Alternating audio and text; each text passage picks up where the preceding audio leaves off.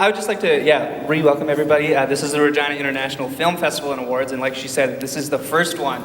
Over the next 2 days, there'll be 30 plus films appearing here that are both international, national, and local. I'm Andrew Perry, and this is... I'm Amy Mantika, so I'll also be co-hosting with Andrew this weekend. So we're going to get started, and maybe we'll let you guys introduce yourselves and tell us what you did on the film, and then maybe a little bit about the film for the audience as the film Double Cross will be playing this afternoon. Sure. So my name is Dennis Nicholson. I was the director of the film Double Cross. I co-wrote it with my sister Katriina, a different Katriina, and I did the music and did the editing as well. Hello, my name is Katriina Isberg. I am an actress on the film. I play Svetlana Slutskaya, a Soviet spy. A lot of fun, and yeah, there you go.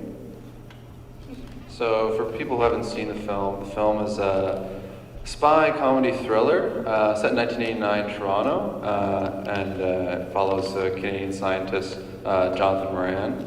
And the basic premise of the film is that he sells what he thinks are bogus plans to the KGB and the CIA, thinking that they're bogus plans so he can just make some money in order to make his flying motorcycle, which is the project that he really wants to do. So stuck in a government job, sees some bogus plans, sees an opportunity to do what he wants to do and make the flying motorcycle, and it all goes haywire after that. So that's the basic gist of the film. Thank you for condensing it was about 24-minute film. Yeah, it's 24 minutes. Yeah. So it's a longer format short film. So the short version of the long short film. Well, hopefully everyone now knows a bit about the story, so we can start with the questions from there. Yeah, for sure. I'd love to start off by so the writing process. You said you wrote it with your sister. Do you just want to go into that a little bit, like what that was like? Yeah. So I feel really lucky that I feel like some people don't always get. Hey, Rob. Some people don't. Everyone always wants to find a creative partner who they can really jive with, and they can really get along with. I feel very fortunate to have my older sister Katriina. Obviously I've been always very close to my sister, but we started writing together. It would have been 3 years ago. We did our first film together called iBrain, and that was I brought the story to her, and we worked on the story together. And then she wrote the script, and then I directed. And this is and right after the screening, the first screening of iBrain, we said, okay, what are we doing next? So Katriina had the idea for this film, Double Crossed, and so we shopped it around. We worked on it right after that. And as soon as we came up with the line,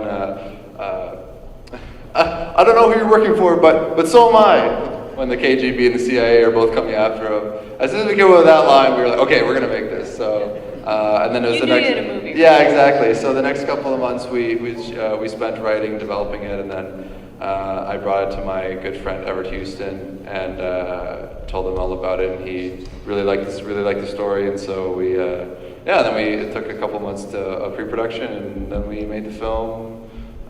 April 2014, so we filmed it. So post was a longer process, as I'm sure you guys know from indie filmmaking. If you don't have money, you have to use time. So editing, sound mixing, and coloring, and the photo sequence near the end, and all that stuff. But I'm super happy to show it today, and this will be the first time that Katriina sees it as well. So. Are you looking forward to that? I'm nervous and excited, both at the same time. She was telling me yesterday. She's like, "Can I see the film before?" I'm like, "No. You've waited this long. Just see it on the big screen. It's good. Don't worry." So yeah.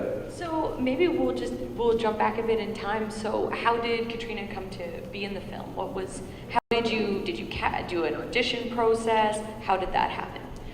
For me, actually, it was Everett Houston as well, who was one of the producers and also our male lead. And he brought the script to me and was wondering if I was interested in this character. And I read the script, it was amazing, and I loved the character. I thought it was just so much fun. Get to be a spy, very seductive, manipulative, lot of fun to do. So I went for a reading and just went from there. And the rest of the casting process was, it was very, a very small community.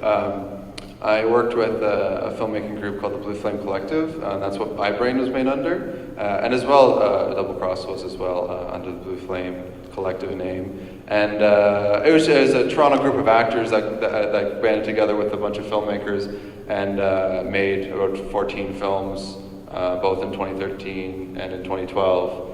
Consecutively, and so it was all Toronto actors that I had known and loved from both working with them in my films previously and working with them with other films. And so Vienna Hare and Andre Sills and Steve Boyer. So all of them for the BFC. Stephanie Belding came on because I worked on Remedy. It's a TV show. It was a TV show on Global. I thought she was fantastic on it. And I told her about it, and she said, "Yeah, like I'd love to come out." Yeah, so the cast was a very community cast.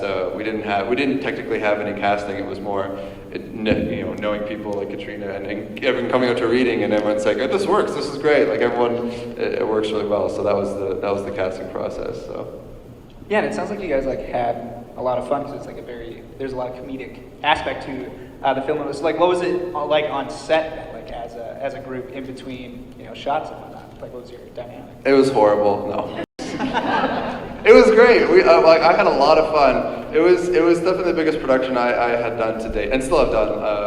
It was a four-day film shooting, and it was probably about a 20 or 25 person crew, all volunteering. The whole film was all done through volunteer efforts, and including the actors and the crew and everybody. And so, I always like to thank them whenever I can. The cast and crew, a lot of new people that came onto that film, like not knowing me before, and some people came on from my previous films, and everybody was just amazing. And there's a lot of fun times on set. Well, just to elaborate on that, was there any funny things that happened on set? Maybe something with a hazer? Anything I want to My DP Jack Yan Chen, he'll hate me for telling him about this, but so we, not giving anything away, there's a scene that happens in an old church, and so we got in there. It's probably, I think it was day 3, and we had just come off a night shoot, and so everyone was a little tired, and the hazer that we have for atmosphere, as you know, film, you want to create a nice atmosphere for a moody, dark film. And that hazer's not supposed to set off any smoke detectors or smoke alarms. It's designed that way, but the church had quite an old system in place. So when we got in there, we started firing up the hazer during the rehearsal. It set off all the alarms, and there was actually a class of kindergarten kids in the same building, and they all got evacuated as the fire alarm was going off. A couple of fire trucks showed up, and of course I'm there sitting with my script supervisor planning out the shots, and the alarm is going, and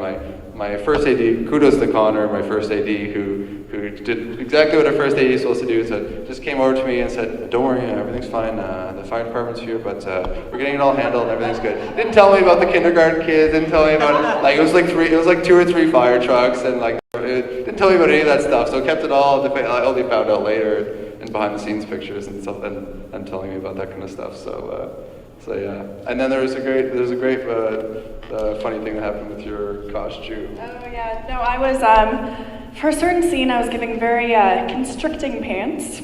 I guess our wardrobe, she used one of her old pants from when she was a teenager, and they were leather and they were just very, very tight. And I had a scene where I kind of had to. Well, apparently it was cut, so I can't say it. Yeah, like this. Trying to really quickly just put it down there and try to take a pick out. And I couldn't move my legs at all. So every time it was just so awkward, everything. And I'm pretty sure that's why it was maybe cut. But yeah, that was fun. It's it was supposed to be like a quick like a super spy, taking out the ice pick and threatening him with it, and it became like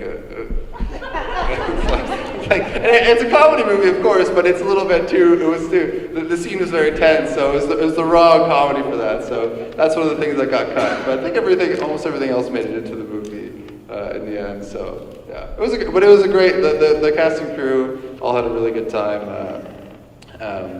I think probably one of the other things that I think is funny. It's near the beginning of the film. There's a scene in a Manitoba lab where it's supposed to be another scientist working on how to extract plant energy to get energy from plants.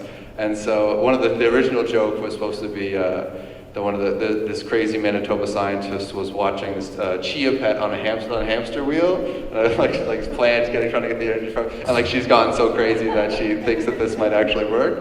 But our production designer Carrie Noonan couldn't find a chia pet. We worked for like a month and couldn't find a chia pet, and we were doing so many other things. We said, okay, well we'll figure something else with that scene eventually, and.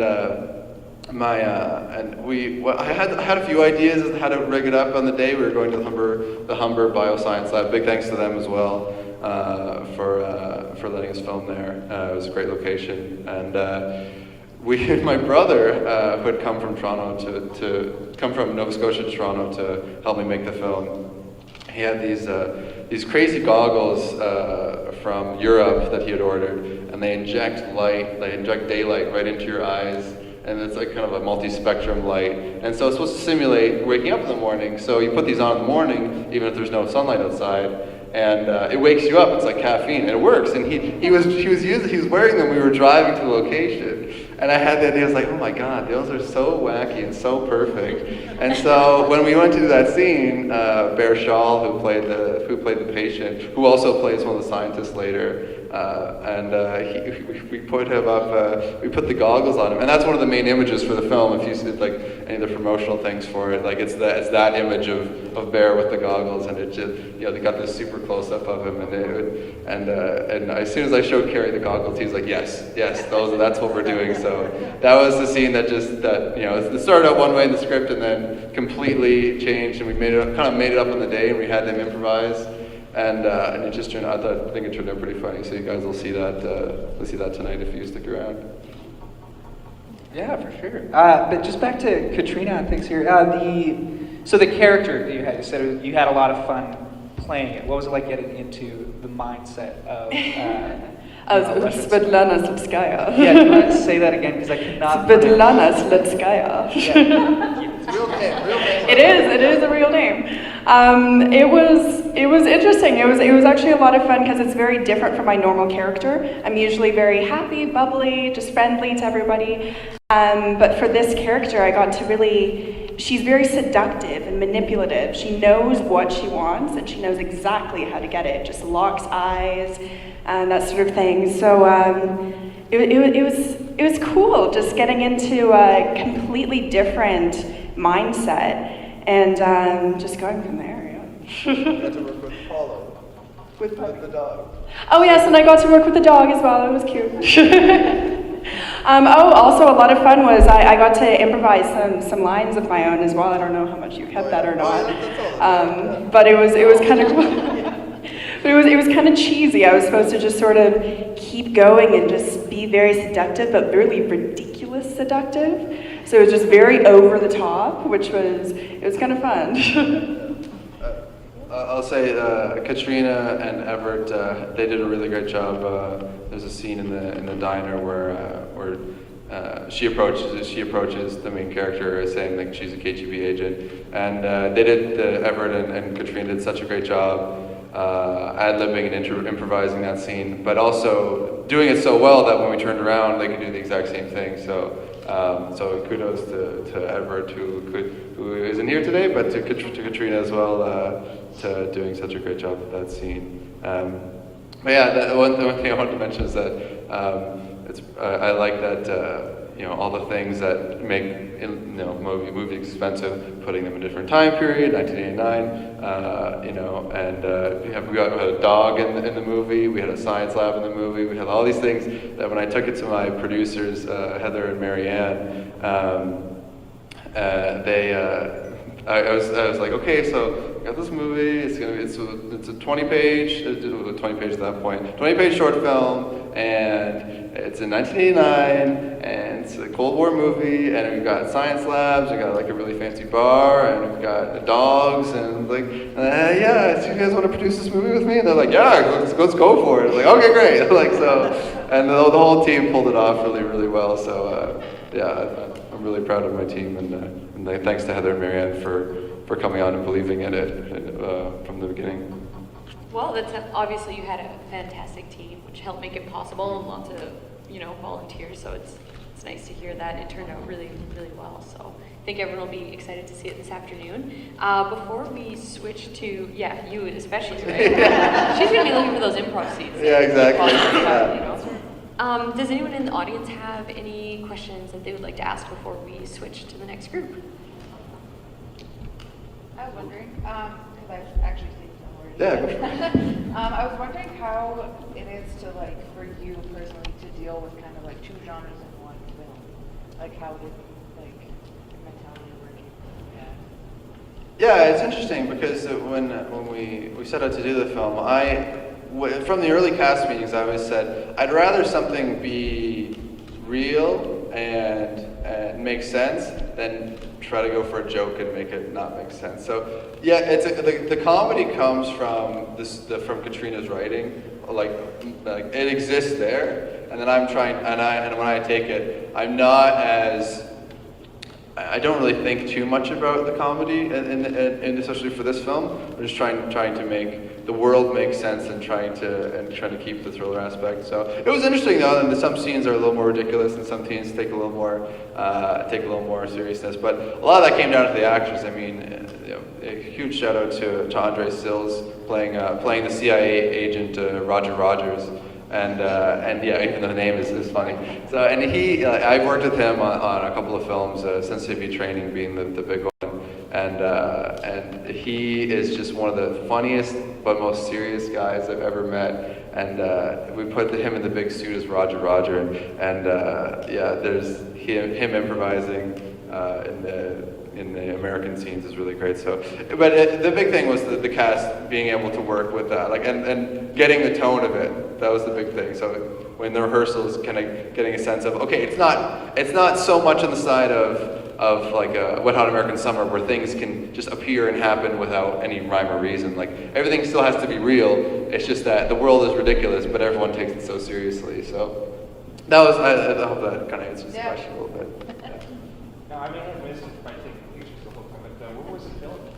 Sorry? Where was it shot? Oh, it was all shot in Toronto. I mean, the locations we had. Oh, another shout out to the Abbot on Eglinton, who let us use the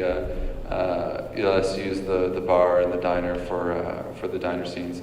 So yeah, it was all shot in Toronto. So we got the Abbot for the diner scenes, and we had the Humber Bioscience Lab for all the science lab scenes.